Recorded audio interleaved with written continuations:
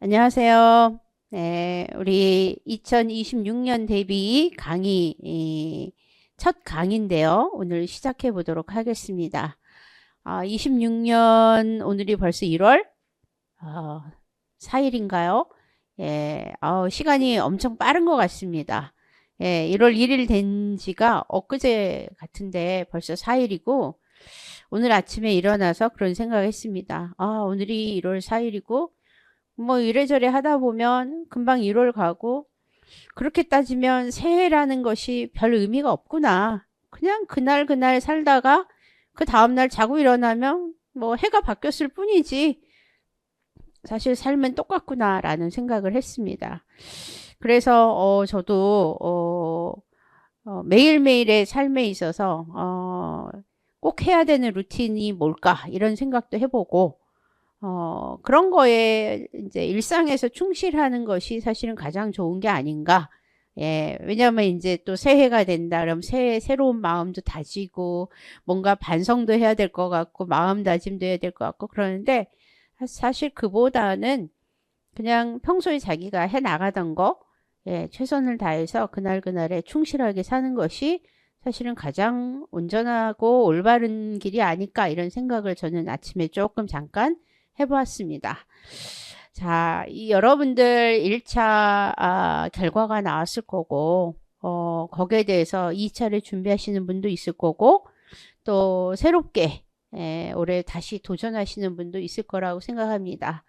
자, 어떠한 마음으로 시작을 하던 간에 우리 이 새 강의에 있어서는 그냥 내가 초수다, 몇 수다, 뭐 이런 거 생각하지 마시고 그냥 최선을 다해서 내가 오늘 이것을 통해서 내가 얼마만큼 많은 걸 배우고 알고 갈 건가?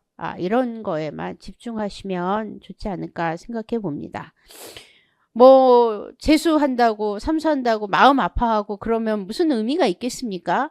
예, 시험은 이미 지나간 거예요. 지나간 건 깨끗하게 있고, 예, 우리 새롭게 시작해 보도록 하겠습니다. 자, 우리 오늘 이제 1월부터 3월까지 진행되는 개론인데요. 한 7주까지는 서양사 쭉 해서 빨리 끝낼 거고요. 그 다음에 여기서 못한 이야기들 그리고 좀 더 구체적으로 알아야 하는 것들은 이제 심화 강의에서 이제 하게 될 거고 그 다음에 나머지 5주 기간 동안에는 또 역사교육론에서 기본적으로 알아야 되는 것들 그런 것들에 대해서 이론적인 부분들을 구체적으로 한번 배워보도록 하겠습니다. 그래서 개론 부분이니까 뭐 어렵지는 않지만 개론이라고 해서 또 너무 쉽게만 하는 건 아닙니다. 전반적으로 우리가 꼭 알아야 하는 것들에 대해서 이거 할 거고요. 그 다음에 이제 심화해서 부족한 부분들 또 더 알아야 되는 부분들 할 거고 그 다음에 이제 틈틈이 이제 여러분들에게 이러이러한 내용이 조금 더 들어가야 된다라고 하는 것들 그런 것들은 또 다른 강의에서 이제 여러분들에게 또 보완을 해드리도록 할 겁니다. 또 사료 같은 것도 요번에 이제 새로운 것들 이런 것들을 더 많이 완전히 싹 다 바꿨다 이렇게 얘기했잖아요. 그래서 예, 그런 것들을 중심으로 해서 여러분들에게 좋은 강의로 한 해 또 답하도록 하겠습니다. 자, 그러면 1강부터 한번 보도록 하겠습니다. 폴리스의 성립과 그리스 민주정의의 확립인데 일단 고대의 문명 이야기부터 시작해서 차례대로 공부를 해보도록 하겠습니다. 고대 문명은 기본적으로 우리가 이제 서양의 고대 문명은 동방의 문명, 오리엔트 문명을 문명의 영향을 받아서 시작했다. 우리가 이렇게 이야기하고 있죠. 자, 그랬을 때 동방의 문명 이야기를 안 배울 수가 없어요. 아주 예전에는 시험에 이제 이게 나왔었는데 한 2000년도 이후 지나서 특히 2010년 이후에는 거의 이쪽 부분이 아직은 많이 나오고 있지 않은데 최근에는 어쨌든 아주 고전 훨씬 오래된 시기 그런 시기도 나오고 있기 때문에 여기도 나올 부분이 없지 않아 있습니다. 예, 몇 년 전에도 한번 나온 적이 있죠. 이집트 이야기. 예, 자 보겠습니다. 기원전 3000년경부터 이집트, 메소포타미아 중심으로 해서 오리엔트, 즉 동방의 정치, 사회 구조, 문화적 틀이 만들어지기 시작합니다. 물론 그 전의 역사는 오래전부터 시작이 됐지만 우리에게 이제 어떤 문서나 이런 어떤 사료를 통해서 알 수 있게끔 해주는 것은 이때부터다라고 봅니다. 또 기원전 2000년경부터 바빌로니아, 신왕국, 히타이트, 크레타 문명 등 여러 이제 당시로서는 문명들이 나타나면서 국제사회가 형성되기 시작을 하죠. 그리고 이제 기원전 12세기 말 페니키아, 헤브라이 이런 데가 융성하기 시작하고 기원전 1000년경에 아시리아, 페르시아가 출현하기 시작합니다. 이런 동방 지역은 전반적으로 자연신 숭배, 뭐 동방뿐만 아니라 서양도 그렇고 초반부터 이제 자연신 숭배가 좀 더 많고요. 전제 군주 제도를 형성합니다. 우리가 일반적으로 동방의 특성이 전제 군주 제도죠. 왕권이 굉장히 강력하고 독자적으로 이제 정치를 행할 수 있는 이런 체제를 형성해서 관료제적 부역국가의 성격을 띱니다. 이것은 뭐냐? 관료제적 부역국가라는 것은 왕이 모든 걸 다 권력을 갖고 있지만 실무적인 것을 왕이 다 할 수가 없기 때문에 관료를 두고 하게 되고요. 그 다음에 이제 고대 국가 시절에는 정복 활동이 좀 많습니다. 그러다 보니까 이제 정복한 나라들을 완전히 말살시킨다라기보다는 이들에게서 이제 부역을 받는 것으로 해서 국가를 운영하는 체제, 이것을 우리가 일반적으로 관료제적 부역국가다 이렇게 이야기하고 있습니다. 이런 관료제적 부역국가 안에서 평민의 부역, 공납, 그리고 정복전쟁에 의존해서 이제 운영을 해 나가게 됩니다. 그런 가운데 제일 먼저 우리가 이제 이야기하는 게 이제 이집트 문명입니다. 사실 이집트도 중요하지만 메소포타미아가 더 중요성을 많이 띠고 있는데, 자, 일단 이집트에서는 이 이집트의 환경적인 부분이 있죠. 같은 동방이지만 이집트하고 메소포타미아는 성향 자체가 아주 다릅니다. 이집트는 폐쇄적 지형이죠. 산과 또 강에 막혀 있기 때문에 폐쇄적 지형이고, 그래서 이제 여기로 침략하기는 굉장히 어려운 부분이 있다 이렇게 봅니다. 그렇기 때문에 침략이 어려우니까 그 안에서는 정치 변천이 단순할 수밖에 없어요. 왕조의 변천이 그렇게 많지 않습니다. 총 31왕조로 해서 상왕국, 고왕국, 신왕국의 시대로 가게 되는데요. 상왕국에서 고왕국, 고왕국 시기에서 이제 중왕국으로 갈 때 이 중왕국 시기에 힉소스, 즉 아시아 계통의 사람들이다, 해상민족이다 이렇게 많이 이야기하고 있는 힉소스가 잠깐 지배를 했고, 그리고 나서 이제 신왕국 시대에 에티오피아에 예속돼서 25왕조까지 이루어지게 되고요. 그 다음에 이제 26왕조가 아주 잠깐 짧은 시기에 이루어졌다가 페르시아의 지배로 넘어가게 됩니다. 이 페르시아의 지배로 넘어가게 되는 것은 이제 이제 이 페르시아의 지배로 넘어가서 프톨레마이오스 왕조 시기에 알렉산더가 정복하면서 이 프톨레마이오스 왕조가 이루어지는 체제로 이렇게 넘어가게 되죠. 자, 이렇게 이집트의 변천이 이제 이 왕조만 바뀔 뿐이지 사실 뭐 지배 계급이 많이 바뀌거나 이러지를 않아요. 이집트는 이제 고왕국 시기 같은 경우에는 이제 주로 이집트 역사가 확실해지는 시기다 이렇게 얘기하고 있고요. 멤피스가 수도. 그리고 이제 우리가 잘 알고 있는 기자 지역에 피라미드가 사왕조기에 건립됩니다. 사실 이것까지 외울 필요는 없어요. 그러나 이제 이런 역사로 이루어지고 있다라는 것이죠. 그다음에 이제 중왕국은 11왕조고 테베가 이제 수도이고 이 힉소스가 이제 다스렸다 이렇게 얘기합니다. 근데 이 힉소스가 사실 어디서 왔는지는 잘 몰라요. 그래서 이 힉소스는 특히 말이 끄는 전차를 전파시킨 것으로 알려져 있는데, 이 시기에 이제 여러 민족들이 이제 나타나기 시작을 합니다.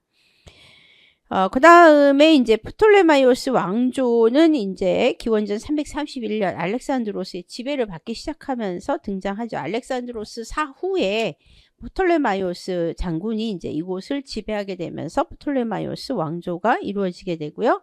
기원전 30년 로마의 지배로 넘어갑니다. 알다시피 옥타비아누스 아우구스투스가 이제 이곳을 차지하게 되면서 그곳의 지배로 넘어가게 되죠. 자, 이런 이집트는 파라오의 전제군주 정치가 이루어지는 곳입니다. 그리고 신정 정치를 하게 되죠. 파라오가 신이면서 동시에 인간이고 그 종교와 정치를 관장하게 됩니다. 국왕은 신의 현신으로 간주돼요. 신이 현실 속에 나타난 모습이기 때문에 그만큼 다른 어떤 지역보다 왕권이 강하다. 이렇게 이야기할 수 있습니다. 자, 그 다음에 국왕이 전 국토를 소유하고 경제활동을 통제하는 강력한 사회였다. 이렇게 얘기를 하고 있고요. 종교적으로는 태양신 숭배한 다신교 사회고 내세적이고 낙관적인 경향을 보입니다. 아무래도 침략이 별로 없기 때문에 삶에 있어서는 평탄하죠. 물론 파라오의 뭐 전제 정치가 있긴 하지만 그렇다고 파라오가 막 마음껏 막 사람들을 이렇게 휘두르고 막 이랬던 것은 아니에요, 사실은. 그렇기 때문에 좀 더 낙관적인 경향도 많았고, 동시에 이제 지배계급의 사람들의 입장에서는 좀 더 내세적인 신앙을 숭배했죠. 그래서 이제 그 예로 나타나는 것이 미라, 또 사자에서라는 건 이제 죽을 때 매장할 때 그렇게 문서를 넣게 되죠. 이 사람이 살아있을 때 어떤 행동을 했는가 이런 걸 보여주는. 그리고 이제 오시리스 신화, 일종의 이제 부활 신화입니다. 이런 것들이 있습니다. 또 태양력, 측량술, 그리고 외과 의학 이런 것들이 발달하고 신성문자, 상형문자를 사용하게 되었습니다. 자, 이 신성 문자는 아무나 쓰는 게 아니죠. 상형 문자는 지배계급만 쓰는 거고요. 보통 이집트 사람들은 민중 문자라고 해서 일반 문자가 따로 있었죠. 예, 그래서 이집트의 문자가 실제 3개가 있었기 때문에 이 신성 문자인 상형 문자는 초지배층의 사람들만 사용했다. 이렇게 얘기합니다. 이런 다신교의 이집트가 바로 기원전 14세기 아멘호텝 4세 시기에 종교개혁을 하게 됩니다. 그래서 태양신 중심의 일신교 사회로 전환을 해요. 그래서 이게 한 5년 전, 내 기억에 한 5년 전에 시험에 나왔죠. 예.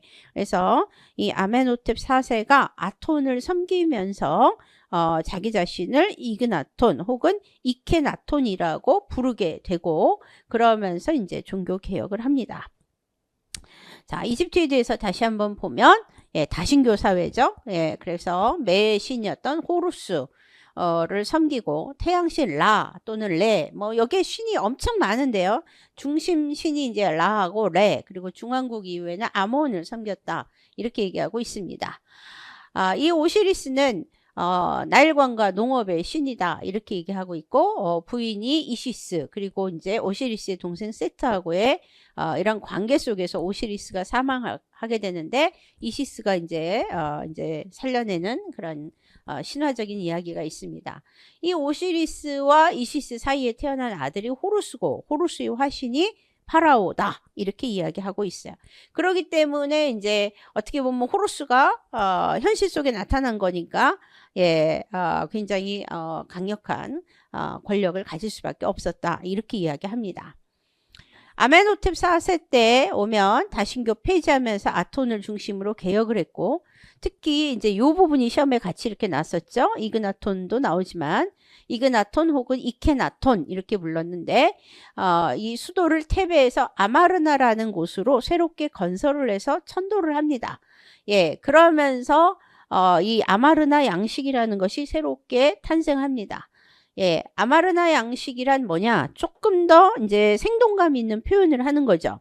이집트에서는 어떤 작품이 있으면 이게 손발이나 이런 것들이 경직돼서 이 옆을 보고 눈은 앞을 보는데 옆모습으로 표현을 하죠.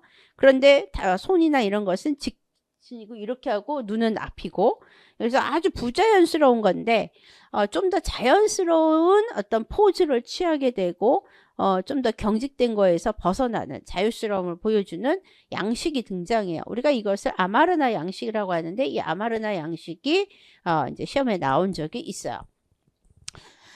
그래서 종교개혁을 시도한 이크나톤 시대의 예술입니다. 전통주의 양식을 깨면서 좀 더 자연주의 경향의 예술을 지향하는데, 이 아멘호텝 4세의 부인이 요 네페르티티였죠. 그래서 네페르티티의 두상으로 해서 이렇게 유명한 작품이 하나 있습니다.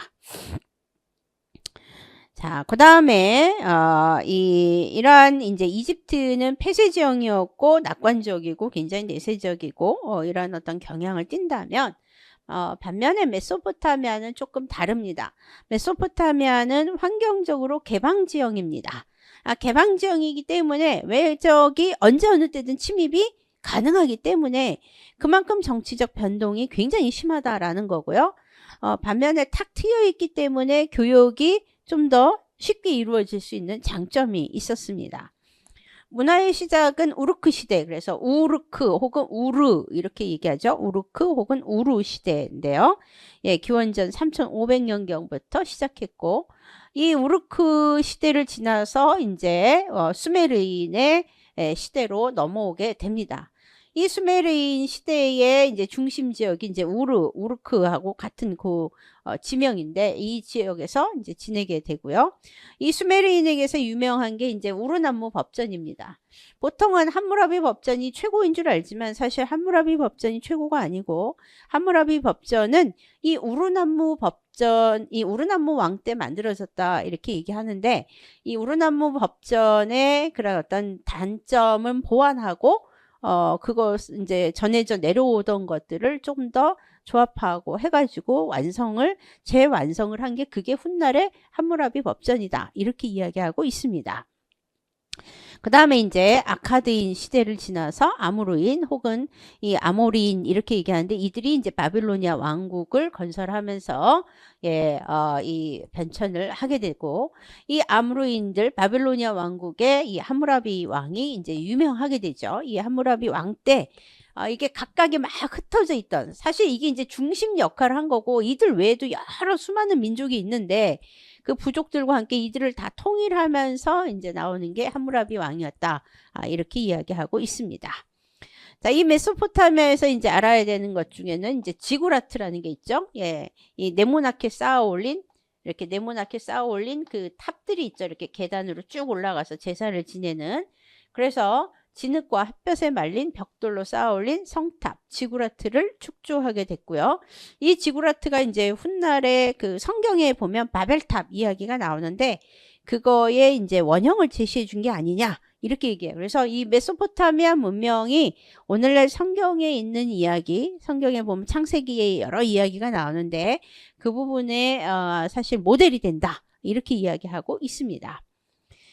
그 다음에 이제 함무라비 시대에 이제 이 메소포타미아는 수많은 신이 있는데 이 바빌론의 신이었던 마르둑이 최고 신의 자리를 차지하면서 함무라비가 이제 이 마르둑을 이용해서 신권을 좀 더 강력하게 만들었다 이렇게 얘기하고 있습니다.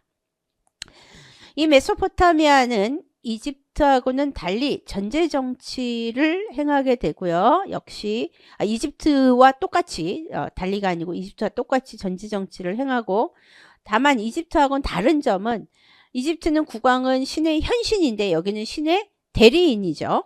신의 대리인이기 때문에 이집트보다는 조금 왕권이 약하다. 이렇게 이야기할 수 있겠습니다. 다만 이집트하고는 달리 개별 소유가 존재하게 되고요. 재산 상속, 매매도 가능했습니다. 이곳의 사회는 굉장히 현세적이고 동시에 비관적인 경향이 많습니다.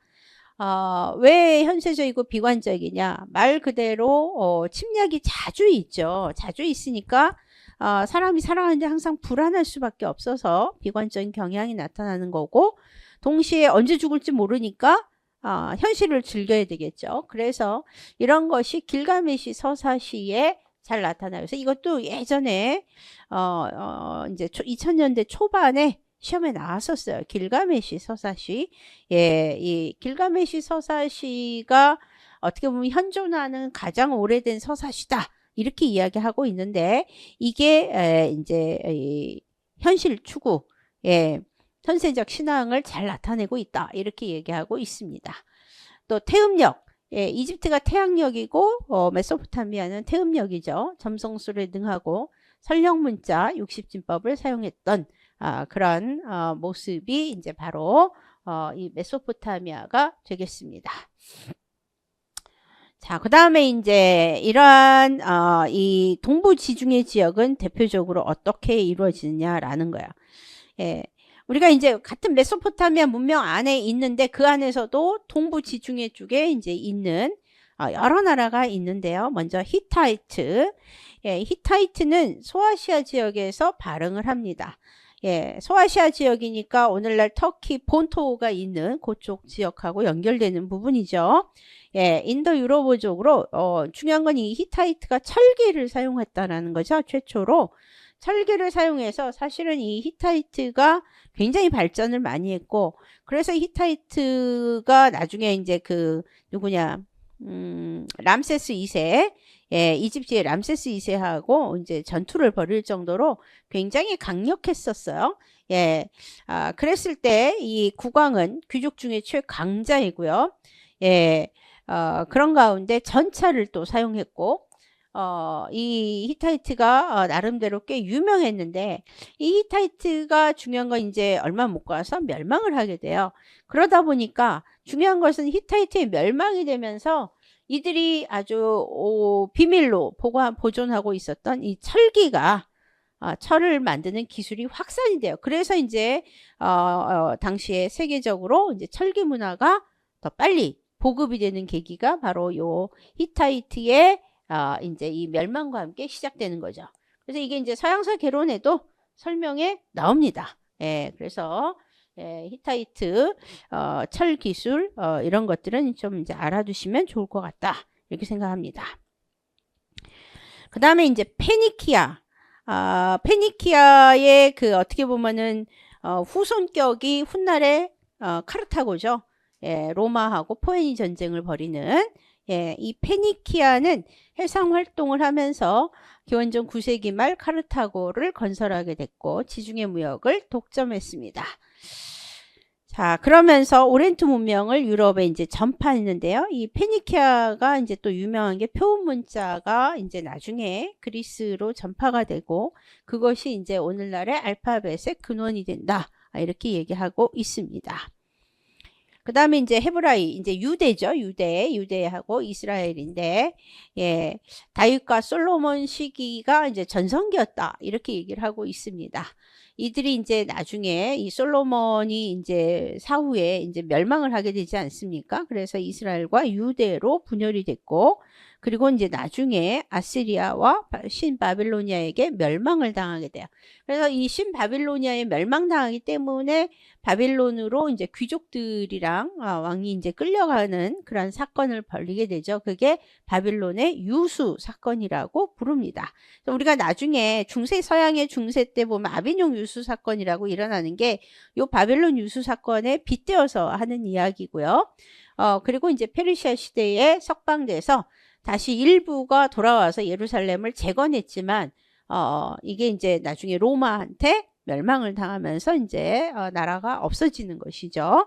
예. 자, 그러고 이제 일신교, 유대교를 확립했고 처음에는 유대인들의 어떤 작은 종교에서 시작을 했던 것이 이게 훗날에 기독교의 모체가 형성이 되는 계기를 만들었다. 이렇게 얘기하고 있습니다. 자, 그 다음에 이제 동방에서 이 동방에 이제 흩어져 있던 이 세계들이 이제 하나둘씩 통일이 되는데요. 이 통일이 이제 어떻게 되는지 한번 보겠습니다. 자, 이 아시리아가 이제 기원전 671년에 본격적으로 하게 되는데요. 사실은 통일은 이 8세기경에 했다 이렇게 얘기하고 있어요. 아시리아의 수도가 아시르인데 이 8세기경에 오리엔트 지역을 통일했고 통일했지만 이때 막 곳곳을 다 완전히 지배하지는 못했다 이렇게 얘기하고 있어요. 예, 이들이 대제국을 건설하면서 수도가 니네베로서 철제 무기를 사용했는데 본격적으로 이제 이집트까지 완전히 다 지배를 하는 시기가 요 671년이에요. 그래서 우리가 일반적으로는 아시리아에서 이제 이 가장 중요한 시기가 요 7세기 요렇게 이야기합니다. 가혹한 통치로 워낙에 유명합니다. 이 아시리아가 워낙에 유명하고요. 예, 이 가혹한 통치로 7세기 말 메디아, 리디아, 신바빌로니아, 이집트 4국으로 나중에 분열이 돼요. 예, 그래서 8세기에 통일해서 이집트를 이때 지배했지만 지금 불과 60년밖에 지금 못 간단 말이죠. 그 이유가 이제 가혹한 통치여서 많은 반발을 불러일으켰다. 이렇게 얘기하고 있습니다.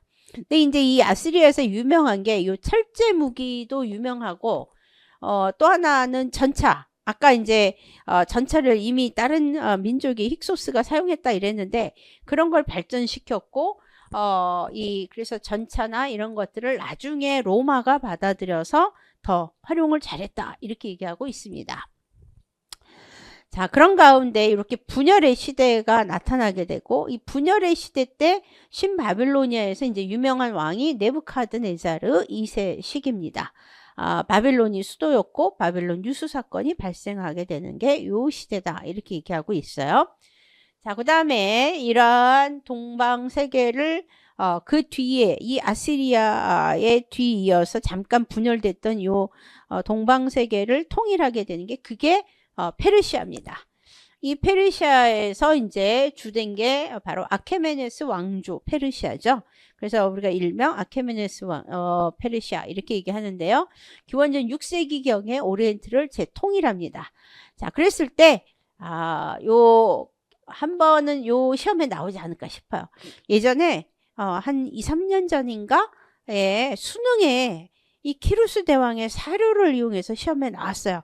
예, 수능에도. 그래서 내가 뭔 수능에도 사료를 이용해서 시험에 나오나? 내가 그럴 정도였는데 굉장히 좀 유명해요. 그래서 한 번쯤은 시험에 나오지 않을까. 왜냐하면 다리우스도 뭐 페르시아 전쟁 때문에 시험에 나오곤 했는데 키루스도 워낙에 유명한 왕이라서 한 번쯤 시험에 나올 만하다 이렇게 생각을 해요. 그래서 이와 관련해서 사료 이런 것들 나중에 소개해 드리도록 하겠습니다.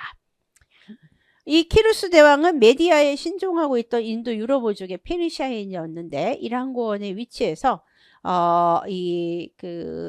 여기 잘못 썼다.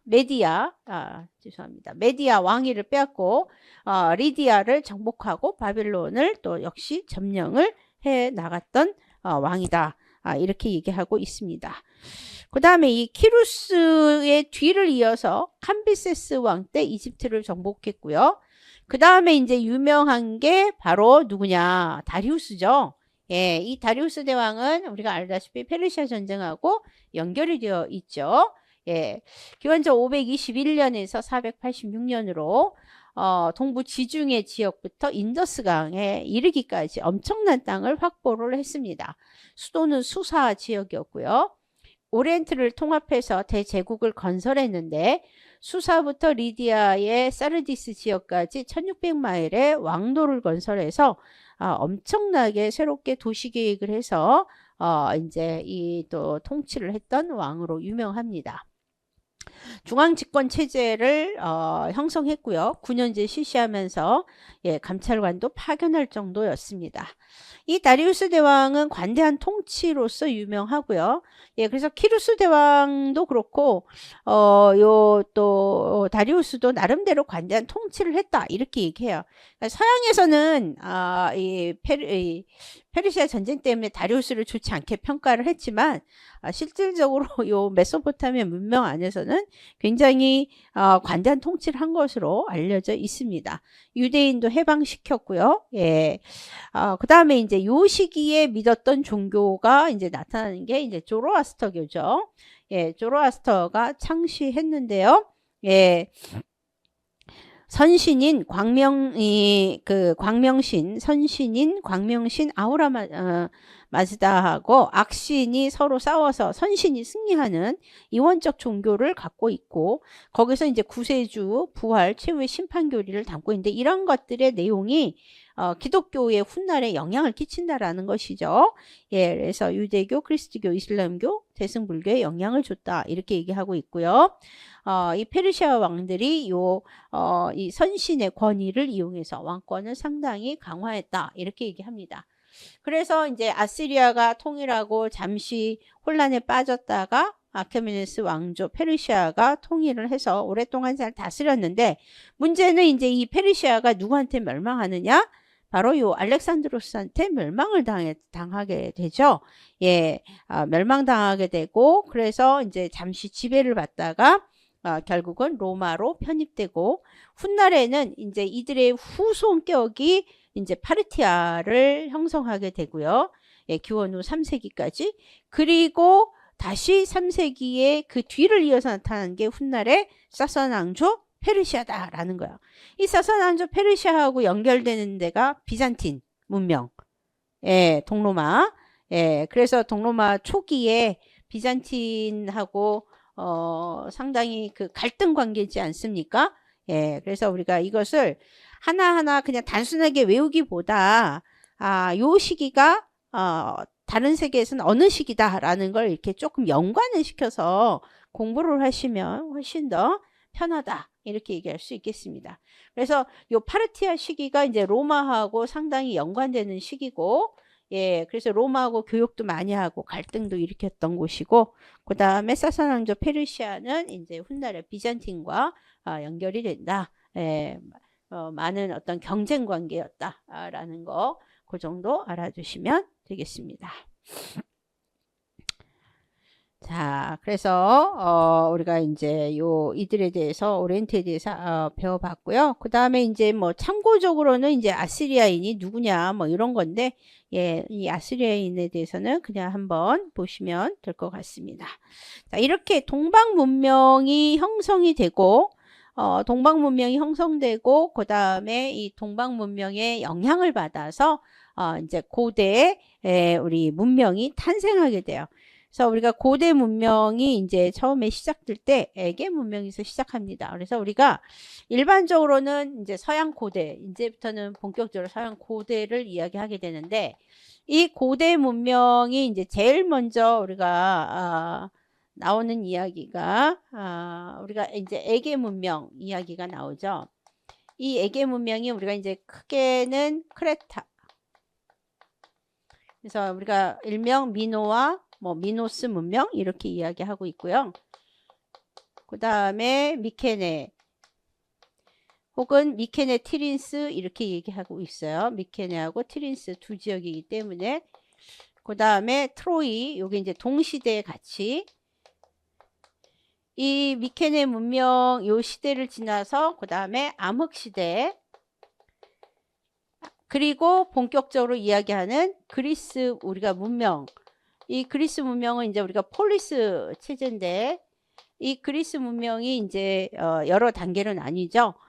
그래서 여기서 이제 유명한 게 우리가 스파르타, 뭐 아테네, 뭐 요런 폴리스들이 대표적으로 이야기가 되는 거고, 그 다음에 이 세계를 지나서 이제 주도권을 갖게 되는 게 헬레니즘 시대고, 요 헬레니즘 시대 지나면 바로 이제 로마가 실권을 갖는다, 이렇게 얘기할 수 있어요. 우리가 저기까지 공부하는 게 이제 서양의 고대의 이야기입니다. 그래서 이 에게 문명에서 제일 먼저 시작하는데, 이 에게 문명이 바로 이제 동방의 영향을 받은 거죠.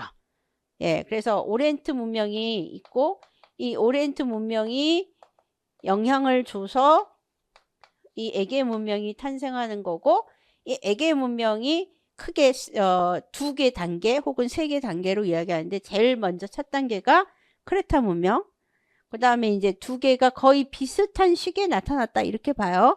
예, 그게 미케네 트로이, 그리고 요 시대가 끝나면서 암흑시대가 한 300년 가까이 유지가 되고, 그리고 본격적으로 이제 폴리스 문명이 등장하는 게 이제 우리가 보통은 일반적으로는 기원전 9세기 뭐 이후다, 이렇게 이야기하고 있어요. 예, 그래서 이런 단계로 이렇게 거쳐진다라는 걸 일명 알면 되는데, 왜 지중해 문명이 나오냐? 바로 일반적으로 우리가 요 시대가 다 전반적으로 지중해 요 지역에서 중심으로 했기 때문에 지중해 문명이라는 용어를 좀 더 쓰는 거예요. 우리가 예전에는 그리스 로마 문명 이런 용어를 썼는데, 우리가 이제 요즘에 많이 얘기되는 게 그거잖아요. 서양 우월 중심, 예, 서양 중심의 그런 우월주의를 극복하자. 이래서 이제 요즘에는 이제 일반적으로는 그냥 지중해 문명이라는 용어를 쓰고 있습니다. 예, 이게 이제 가장 최근에 그 이야기들이고요. 이 지중해 문명이 제일 먼저 등장하는 게 이제 에게 문명이다 이렇게 얘기하고 있어요. 그래서 윗부분에 이제 기본적으로 이 단계를 이야기를 했습니다. 자, 에게 문명은 이제 에게해가 어디 있는지 아시죠, 여러분들? 자, 또 우리가 생각보다 또 지도를 모르는 사람들이 있죠. 이렇게 이탈리아가 이렇게 펼쳐져 있고, 이탈리아 옆쪽에 이렇게 나오고,